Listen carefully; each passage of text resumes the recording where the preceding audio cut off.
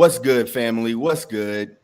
What My up, name is guys? Rolam. That is Kayla Rainey, and we would like to welcome you to another episode of the Rainey and Row Show. The podcast for the creatively minded. And the professionally curious. Curious, yes. Yes. Okay, so we have a special episode. Yes, I think it's special at least. We have it's definitely special. a great friend. He's a writer, Yeah. a creator, a comic book creator. He writes screen. He's sort of like me. Like if you name it, he probably writes it. Screenplays, comic books. He probably has a novel somewhere that we don't know about. Like I would put money on that. I would. We'll ask him when he gets on. We'll ask him when he gets Okay. on.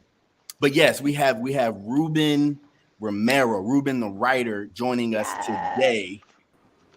Hey, Boom. hey. What's That good? was Hey, that was a Ruben. great introduction. Hello. I liked your wave when you came on. You're Oh, this is like ta-da. Ricky Bobby. I don't know what to do with my hands when I'm on camera. Um, thank you. I appreciate it. Thank you for Man, having me. thanks for coming on. Thank you. Yeah, of course. We are going to talk today. We're going to talk to Ruben today because he actually released his. Is this your debut comic book? I mean, Would the you- agency was first up in Okay. 2014. They had a very like uh, like no ceremony, no fanfare kind of release through Diamond when I was doing Think Alike. We got very lucky at New York Comic Con, and they just happened to let us into Diamond just based Okay, on word. the art and of the That's book and stuff awesome. like that. But again, that was self-published. It wasn't through any publisher. So this is, I would say, yeah, this is my debut comic book. This your 'Cause it's first actually coming national through. release, Yeah, though. national release Yes, from the Yes. publisher. yes. Yeah, So With so Behemoth, right? with Behemoth. With Yeah, Behemoth. so yeah. yeah, we're gonna get into all that. Before we get Cool. into the meat of that, though, the first thing we want to do is we want to talk about what is inspiring us right now from the past week. What are you reading? What are you watching? What are you listening to? It can be Mm. anything. Kayla, you want to go first? No, we have a guest. Guest first. Well, I thought we could show them how to do it, but Okay, fine. Look, man, Ruben Romero is inspiring me this week. okay. I think, yeah, for serious. I've been watching the countdown to this day pretty closely for the last like 2 weeks, and I think actually since it was announced, I don't remember how long ago that was, but I remember making a mental note and being like, okay, I have to go to Blackbird Comics, which is like my local comic book store, and make sure that they have this on the shelf. Otherwise, I'm going to specifically request it. Right. Yes. Because the Illusion Witch is doing something that I love and that I find really inspiring in a lot of the fiction that I read, which is you take a really unlikable character, and by the end of that series, I'm so invested in her. And I'm like, yes, this is the character development that I live for. So that's inspiring me this week. Well, Great I answer. appreciate it. Appreciate Great it. answer. Ruben, what you got? Um, I don't know, man. I mean, in terms of music or things like that, you know, I'm riding that Kate Bush train really hard. I know that sounds like such a cliche thing Yeah. to say, but like I'm just diving into all her music and like and Stranger Things. Really, that first volume just really blew my mind in terms of television. Yeah. That Dear Billy episode is probably, I think I texted you, Ro. I was like, it's probably Yeah. like my favorite piece of television I've ever seen. And, Yeah. and that's years. I'm 40 years old, so I've seen a lot of television. So that episode just made me feel things that really for about a week and a half after it came out, I couldn't get out of. Like, I went to go write a script for a work for hire project I'm doing, and I couldn't do it. All I could do was think about the show, and I was like, and I had to go Wow. like watch it and binge it one last time for like the fifth time, and I was like, okay, I got to put that in its box because it gave me so much inspiration in terms of just these guys. They got turned down by every network when Yeah. they pitched. No. People passed on that. So again, like it just watching that and watching this season and the way that everybody has kind of just reacted and like unanimously, um, it's really inspiring as a creator. You know, Yeah. it just goes to show you that people can pass on you all they want, Yeah. but when somebody believes in you, that's all that matters. That's Yeah. all that matters.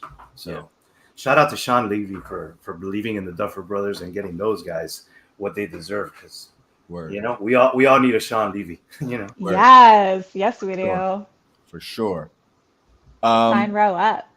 For sure. Yeah. I think for me, so I've just been this past week, the first week of the Kickstarter, because we're running the Kickstarter for Scarlet Ranger right now. Yeah, we are. And I don't know, I was so stressed out. Like that first, like the first campaign, like we funded in like 2 days. You know what I'm saying? Like it was like it felt easy. And this time around, it's not feeling as easy. We funded, but it didn't feel the same. It's not feeling the same. Right. And I've been getting a lot of encouragement, and I still don't feel like great. You know what I mean? But I was like, I need to stop refreshing my phone and looking at Kickstarter all day, every day. So I pulled away. And so I've just been, working on other projects and thinking of new ideas and, writing new things. And that has really been a nice release, like being able to walk away from the Kickstarter, focus on other ideas, and really just get back into the thing about the Kickstarter space is like you get caught up in do people like this? Are people seeing this? Is it resonating with people? Yeah. And you lose, for me at least, I lose some of the fun of when you have that first draft, you have that first idea, and you're just creating, and it doesn't really matter if people are going to like it. It's just you and the page. It's just you and the words and those ideas. And it just feels good to be doing that. You know what I'm saying? So I think that's where I've been, and that's been inspiring me over the last couple of days, I would say. Last couple of days. Yeah. So with that being said, we're going to go ahead and jump into our interview with the great Ruben Romero. Now, the first thing I want to say before we get into the interview is this also is really special to me because like Kayla said, I don't know like when like we individually started watching Ruben Romero and following him and seeing what was going on, but I know that I connected with Kayla through Ruben Romero. And that joint, I mean, that is absolutely amazing to me. I don't know. I think I saw like a comment she made, and then we I don't know how we connected, but you're right. It was definitely Ruben Romero was like at the center of Ro and I coming together. You don't know that, but So this is extra special. I'm like Kevin Bacon. I'm like connecting everybody. Yes. Every 6 people. Yeah. So I guess the first thing I wanted to do was I wanted to hear, tell us about Illusion Witch and the inspiration behind that story. Yeah. So I always preface it with the fact that it's sad. Okay, I'm sorry. Okay, but then I'm gonna bring you back up. Okay, so basically, the Illusion Witch was my therapy session for myself. I was literally in the room when my mom passed away. So I got to watch my mom go, and I spent the last few days of my mom's life with her, by her side the whole time. And even though I was right there, here, I was somewhere else. I was checked out. And it wasn't until those last moments where I realized that that's it. I wasn't like, I was trying to talk to her and she couldn't talk. You know what I'm saying? It was just a horrible situation. So when it came time for me to come back to writing and comics, I felt like I had to kind of expel and get rid of the notion that death is the end, and that we, even though it is for them, it is not for us. And I think that as humans, we have a hard time realizing that. And we, depending on the death and who it is, you tend to kind of jump in that hole with them for a long time. So I felt like there was no adventure to be had for me to come to these terms. They came, through many sleepless nights and anxiety-filled days, and just a lot of self-exploration and trying to figure it out. But when it was all said and done, I realized that I needed to tell that kind of story. What is trauma? What does death do to somebody who has everything, on the surface level? Like, if you've got money and fame and beauty and everything you want, how does death change you, right? So that kind of led to that. And a good friend of mine, good creator, Bob Sally, was like, you gotta tell a story about, something grounded, no superheroes, no magic powers. Maybe if you love magic, do something about an illusionist. And I was like, oh, I like illusionists, Yeah. So that kind of both of those things kind of led to me basically going in and putting together the Illusion Witch. It's funny you bring up a novel. Sarai was, the fantasy land of Sarai is actually from a novel that I was working and tinkering on, and I told you. Yes, I owe Ro money now. I needed a place for her to be transported to go on this kind of self-discovery journey, and Sarai just fit. It was there already. Yeah. So I was like, okay, I'll take it. Plus, I don't fancy myself a novelist. It was, it was just something I was tinkering with. Maybe one day I'll get there, but right now it's comics and screenplays. But yeah, so those things inspired Addie Locke and this illusionist who, like I said, on the surface layer has everything you want. She's a beautiful woman. Women love her. But in reality, on stage, she's the perfect showman. She smiles and great illusions, but on a one-on-one level, she's not a great human being. She's forgotten what it is to be empathetic, to connect with people, what it's like to not be, insanely rich. So and it all stems from the trauma that she's experienced, which is the loss of her father and her son. Yeah. Wow. Sorry, that hit me a little bit. I hadn't heard that story before. Sorry.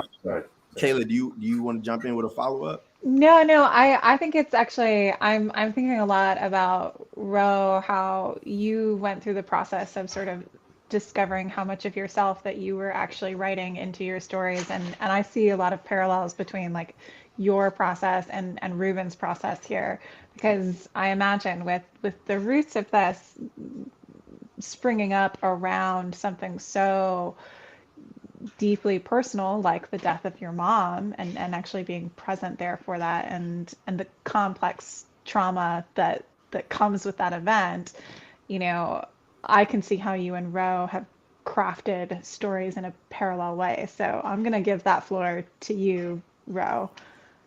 Well, one of the questions that I was going to ask you, and I think it sort of ties into that, but when you have an idea for a story, generally speaking, not just illusion witch, but generally speaking, when you have an idea, what grabs you? Like what is it that you're looking for to pull you into that story? You know what I'm saying? Yeah. I first and foremost, is it a story that I want to tell? Like that for me is very important. So, if just an idea is cool, that's fun. I'm writing an alien versus zombie kind of story right now.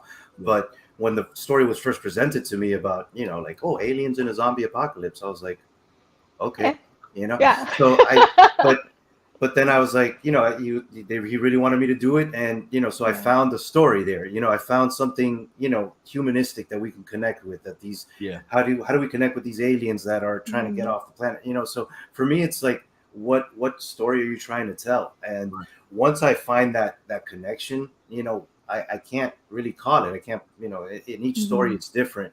But I think for the Illusion Witch, it was the need to talk about, the process, right? How we kind of down ourselves and kind of live in regret and kind of say, oh, I wish I would have done this, or we ignore our wounds completely and let them turn us into something completely different.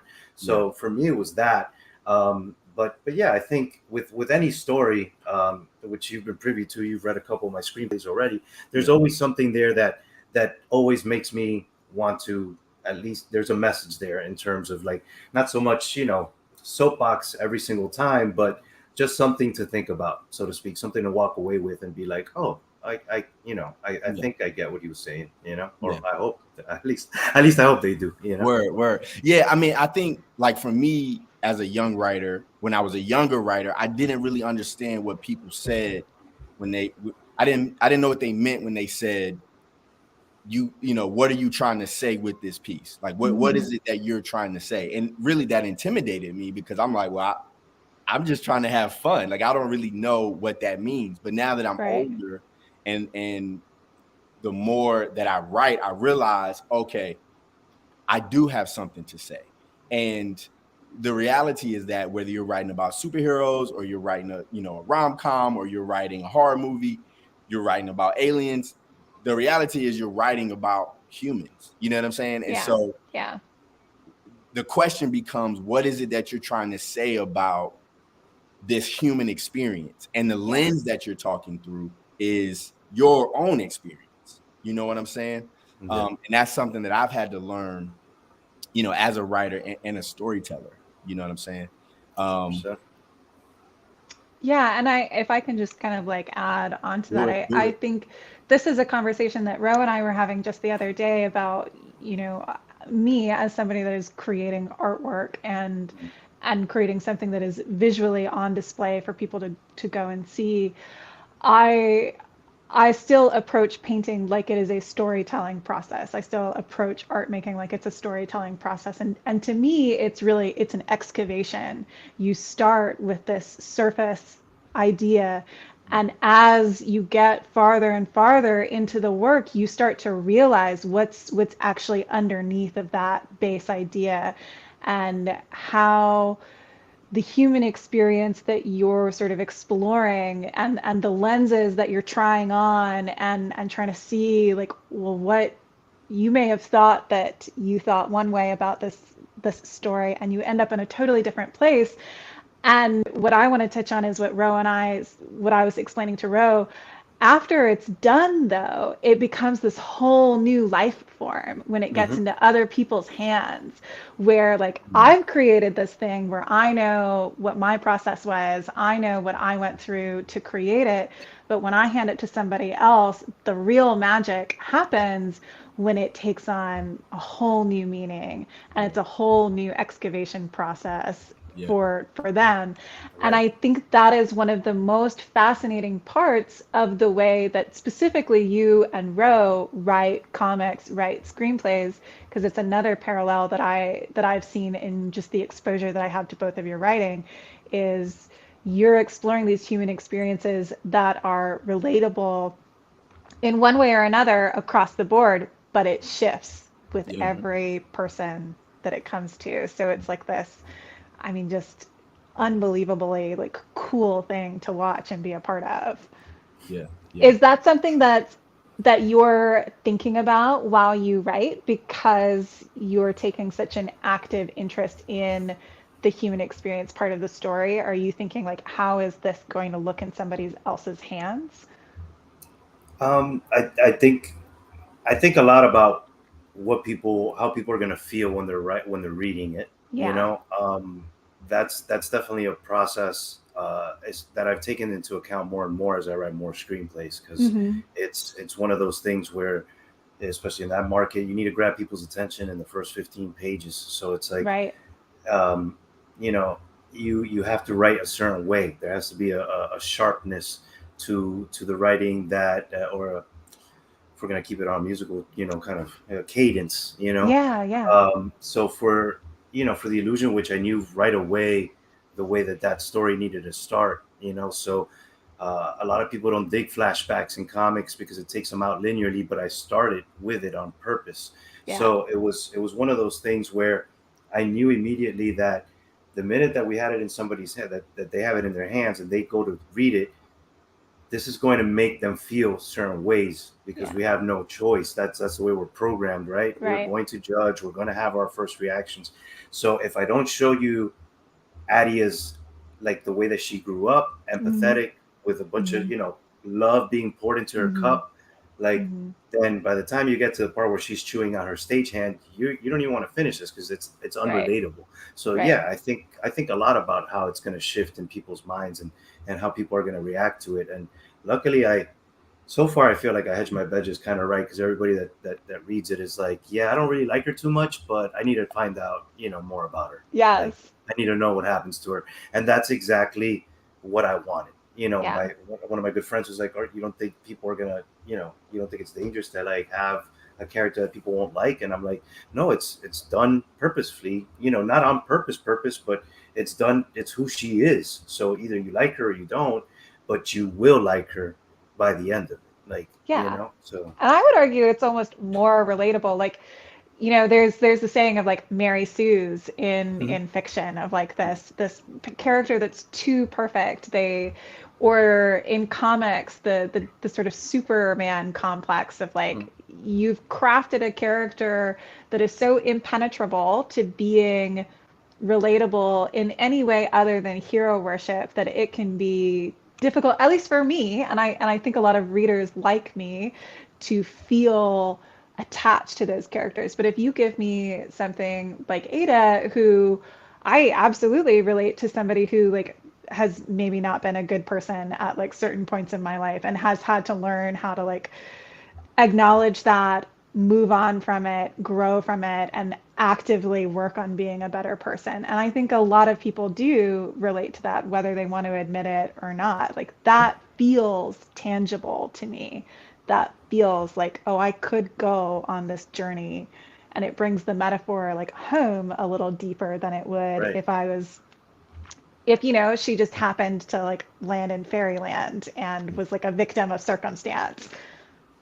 Or the one story, or like, sort of like, oh, Adia's from Sarai. Like, somebody asked me like, oh, is she gonna have any real magical powers? I'm like, well, you're gonna have to wait to find out about that. But in terms of, is she born with any powers? Does she have any powers like now, like that are latent and are not?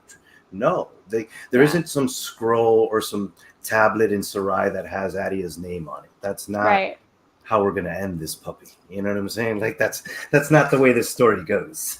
But again, there's a reason why she's there. Yeah. And it all ties to that darkness that we all kind of succumb to when somebody passes. Right. Yeah. And so we'll leave it at that. No more spoilers, but we'll try to keep this as spoiler free as possible. Sorry, Ro. No, you good. I think there's room for all of these different kind of characters, right? Like, you think about Superman, and you really can't relate to Superman except for the fact that when you look at somebody like that, you're looking at the dream, right? It's like, this is who I want. Like, in my dream self, I'm this great person, right? But then there's the characters like in the Illusion Witch, where it's like, yo, nothing is going right. I don't know what's happening. I don't know why I'm being dragged into this situation. I just want, that's relatable because most of us live like that. You know what I'm saying? Like, I'm getting, all these different things and bombarding me. It's like, okay, I just want to get this over with. You know what I'm saying? So I think there's definitely space for all of that. You know what I mean? But I did want to ask this, generally speaking, what brought you to storytelling and what fascinates you about stories? Yes. My mom was the shepherd that led to what is Ruben Romero's imagination and my hunger to be able, to just consume novels and books and anything that I can get my hands on. She started me off with Stephen King, that led to Dean Koontz, that led to Michael Crichton, and then those guys right there kind of just shaped my whole middle school and high school experience. Guys like Steven Spielberg and George Lucas, they were the ones that babysat me on the weekends. VHS, popping VHS in and out. I was about to say, those, you know these guys? As a matter of fact, let me talk. No, those, like I said, babysitters, just sitting in front of the TV. My two Yeah. older brothers wanted nothing to do with me. Cuban mom, working late nights. Brothers Yeah. are in the bedroom with their girlfriends, doing God knows what. Little Yeah. Ruben's watching Star Wars on repeat, just popping in those tapes back and forth. And then Jurassic Park came out, and I read Jurassic Park. And I didn't know it right then at that moment, but I knew, like, a part of me had already chosen that's what I wanted to do. I wanted to write movies. I wanted to write, and then of course, growing up in Miami, Florida, you tend to stray from just schools and, just what the life that you should be living, right? Like that, to make, making all the good choices, you make all the knucklehead choices. Not to say that, other people don't, but I did. I sure as heck made the wrong choices that kind of led me off the path. But then I started writing music and I started rapping, and I thought I was going to be like the Hispanic Eminem for like a good part of my 20s, and I dropped a whole bunch of mixtapes with my boy, who's oddly enough now experiencing a lot of good fortune and fame in South America as a Hispanic rapper. So That's shout out amazing. to Cosmic Jabon. That boy is still doing it. But me, I just, I was in the studio one night and I was just like, I can't do this anymore. Like, I'm just not. This isn't. It didn't give me any passion or fire anymore. And my boy was like, hey, Amazon and Amazon Prime and none of that, all the streaming stuff was getting ready. This was all in the inception. This was all before this happened. And he was like, oh, Amazon is hosting some sort of screenplay writing contest, and I was like, oh, okay. So I wrote my first screenplay called Highly Contagious, which is a stoner comedy. Think like, I don't know, Half Baked meets Pineapple Express. Yeah. So, like, weed is the cure to zombieism. So if you get bit by a zombie, smoke a little weed, you don't turn into a zombie. That's funny. And it's like, it was like a whole, I was trying to say something there because, they were saying stoners are zombies, right? The stoners can't get anything done. And I'm like the ever, like, pro stoner. So I was like, I'm going to show them a movie. Like, imagine putting a bunch of stoners against zombies. I'll show them. Yeah. So I wrote that movie, and people liked it. Obviously, I did not win the competition, but, I got a lot of, like, surprisingly on the internet, I got a lot of, like, positive reviews and comments because, like, anybody can come in and read the script. And I was like, oh, yeah, maybe I got something here, So I was like, okay, I want to write something next, but I don't want to write a movie. I don't have a studio. I don't know anybody. I don't even know how to get a script to anybody. Like, I want to do something we can do right now. And my best friend was like, oh, let's do a comic book. And I was like, yeah, you're right. We've been reading comics. I had just fallen in love with The Walking Dead. I was like, yeah, we can do comics. How do you make a comic? And then he was like, well, don't worry about that. What are we going to write the comic about? And I was like, okay, well, I don't know. So, long story short, the agency came about. But that was like a whole other thing where it was like, oh, we made a comic. Let's create a publisher. Oh, we got a publisher. Let's go to New York Comic Con. Let's give away PlayStations. The crazy stuff that we thought we were going to just blow up. And it did not work out. In the middle of all of that, my mom got sick. My mom passed away. I got a divorce. Man. Like, all of these things happened. And yeah, man, it was just, but it was all of that, all of those great memories growing up as a kid, just reading, it, or Odd Thomas or Jurassic Park until the the covers fell off, or Eaters of the Dead or Congo. Like, it was those late nights, under my blankets reading Harry Potter, like, it was all of that. Flashlight, just I didn't know it then, but I was just just preparing myself, really. Yeah. That was my university. That was my schooling. Yeah, for sure. So I think I just have two more questions. What do you wish someone had told you when you first started writing? Treat it like a job. Yeah, we talk about that a lot here. Say more about that. I can't tell you enough about, I can't say enough about the fact that if you think that the entertainment business is all based on talent, you're 100% wrong. Yeah. Okay. It is 1% talent, 99% tenacity. Okay. You need to want to do this. There's a niche for everybody. You just need to find your lane and get in it. But you're not going to do that by doing it once a month, every other weekend. You need to do it every day. And until I started writing every day, I didn't have the success. You know, Rainey talks about like, oh, I've been watching the year process of you going from Kickstarter to a publisher. Yeah. A year. Why? Because I prepped for 2 years going into this thing, Yeah. and then I pushed as hard as I could. So you got to do this every day. So, you know, hats off to you guys, because you say it doesn't feel as easy, but to me, I blinked and I missed your funding. You know what I'm saying? Like, yeah, I backed it, but you know, you funded, and I was like, damn, that was fast. So again, we get caught up on numbers. You know what I'm saying? We get caught up on numbers as creators. To me, like, I never broke that 299 threshold. You know, I think I maybe got close, but I never did. When you would think every campaign you're supposed to build and build. It is what it is. It funded. Put it out there. We continue to do the thing, you know, but treat it like a job, because even if you got a 9 to 5 or a 10 to 6, whatever it is that you're doing, that is not what you want to be doing.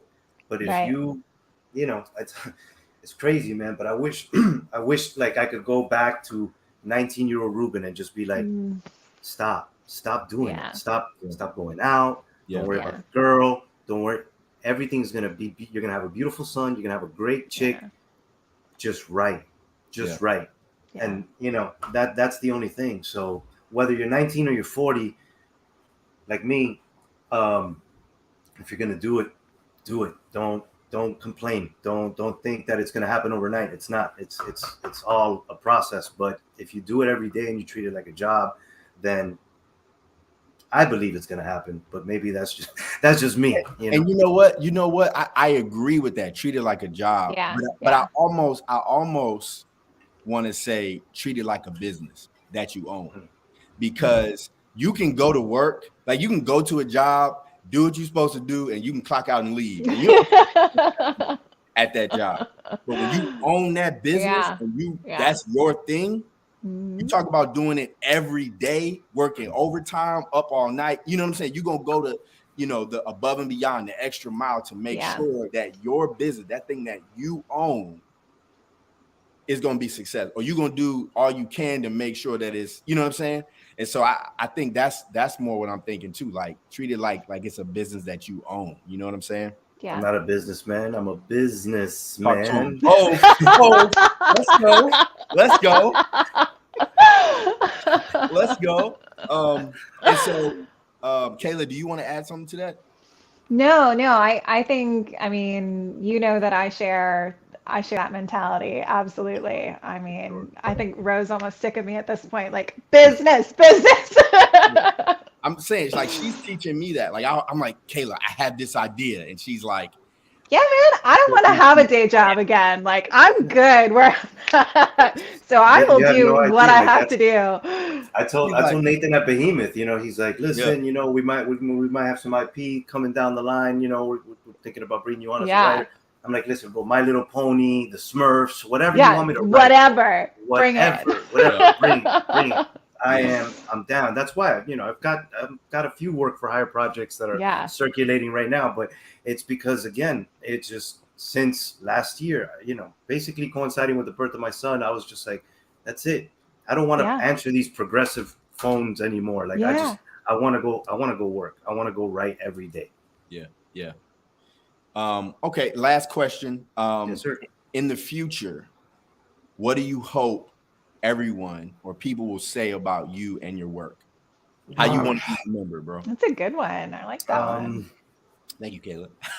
Yeah. Sincere, truthful, fun, humorous. Hopefully people get my jokes. Overall, I just, you know, I got this signed thing of Stan Lee, and before we went on the meeting, I was just looking at it. It's hanging on my wall, and it's him signing this animation cell of the spider of the cell that I have hanging on my wall. It's him signing that piece, and I was just looking at it, no BS. Before I came on here, and I said, I looked at the picture, and said, "I'm coming for you, Stan." You know what I'm saying? And you know, as cocky as it sounds, it's like, you know, like I said, it's just that crazy, you know, confidence that I have. Maybe it's that rapper I was, basketball Oh, it's player. that So, Miami swag. What It's did the I see, Miami man? Miami got that, swag, that boy. Hispanic Latino swag. Yeah, I it don't know is. what it is, but it's just like they don't. What was it?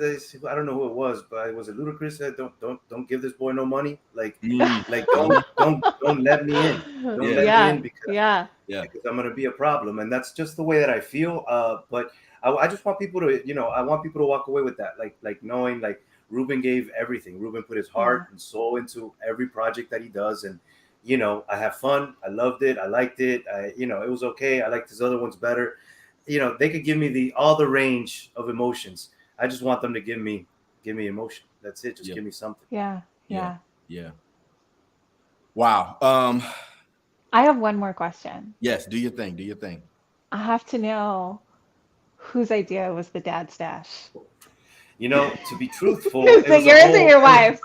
yeah, it was a whole mistake because I usually have like the sideburns with the little goatee thing, Uh-huh, and uh-huh. I was like shaping it up, and like I completely messed it up, and it was really a goof because like I just shaved it and I left it on, and like I came out in a towel, and I show my and I look at my girl and I'm like, and Yeah. she's like, I kind of like it, and I was like, all right, that's enough. That's Yeah. enough. Yeah, So it'll be I'm putting around in for a a while. request for one. I'm right You're now. you're My putting in a husband, request for a dad yes, stash. Yeah. I am. I want to see you with a mustache. Let me see it. Can we try you on? Let's see. Uh-huh, Yeah. uh-huh. Yeah. Man, this has been great. Everybody, going by Ruben Romero's Illusion Witch from your local comic book store. Please, please. And real quick, I'm going to read our quote of the day. Sarah Ban Breathnock said, "The world needs dreamers and the world needs doers, but above all, the world Mm, needs dreamers who do." yeah, And definitely. I just, we had something planned for this episode today. We was going to do some stuff. And then I just texted Kayla. I said, let's have Ruben on. Like, Yes. I know it's last minute, but let's have Ruben on. And the reason why I wanted to do that was just because I just wanted to celebrate Ruben. And Yeah. I'm new to the game, and Ruben has been nothing but nice to me, since I reached out to him, and he's given me so much advice. And I'm calling him, hey, what kind of paper should I print this on? And he's like, all right, hold on, let me get my computer out. I'm gonna show you what I did. He's I like, love okay, it. cool. Whatever help you need, like, I got you. And he's just pulled me into the community, and I'm just so grateful to you, Ruben, for being an OG to me, bringing me in, being a mentor.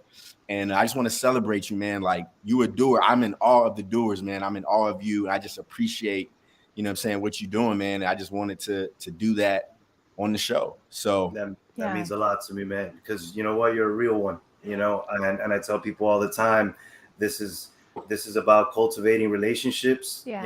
And me and Ro, it wasn't a hey, back my Kickstarter. Like it Right. wasn't about that. And we got together on another level. Same thing. Me and you, Rainey. Like it's been about like and we still got to work on a cover, by the way, but that's besides the point. Yes. But Another day. another day. But yeah, like it's just one of those things where Yeah. it's real connections. It's real connections, absolutely. and the real ones stick around. You started the introduction with my friend, Yeah. and that hit me in the heart because like truthfully, we haven't spent a day in real life together, Word. like in the same room. None of us have. I guarantee you the day that it happens is gonna feel like it's family. It's No gonna feel question. like we've been doing it all, Yes. for our whole lives. No So I appreciate you, and I'm in awe of you guys, and congratulations on Scarlet Ranger #2. Thanks, man. And you guys, you have a beautiful book there, Thank you. I can't wait to see the rest of it. So I appreciate you for taking a deviation on tonight's path and allowing me to come on the show and share with you guys. I appreciate Yes. it. Well, you deserve it. There's something to be said about, we know you personally, but just seeing you in the community and interacting with people, you are consistently the hype man for everybody. Like, Yeah. no matter what, you are so vital to like uplifting the indie space because there's is a tendency for there to be a lot of negativity in that space, and it's so 100%. nice to see you planting those seeds of like, it doesn't have to be like this, man. Like, you're I not try taking hard. away from yourself. Yeah. I get into some conversations I might get myself into trouble for, but it's just, I just don't, we need positive. We need Yeah. positivity out there, man. Yeah. I just Yeah. don't like our community being so, so you can't do this or you can't do that. Whatever. We can do Right. it. Trust me. Right. So Yeah. appreciate Yeah. you. So again, go get The Illusion Witch from your local Yeah. comic book store. Also, if you enjoyed this conversation, this episode, like this, subscribe, share this. We have some cool things coming up. Also, before we get out of here, we got to tell you, next week we will not be here No. because we are No. going on vacation. So next week we Much will not be needed. here. And the week after that, we're gonna have another guest, right, Kayla? Yeah, we are. So Ruben was our maiden voyage for Right. having guests on here. He's kicking us off starting Yep. I ripped the July. Band-Aid off. Yes, yes. Yes.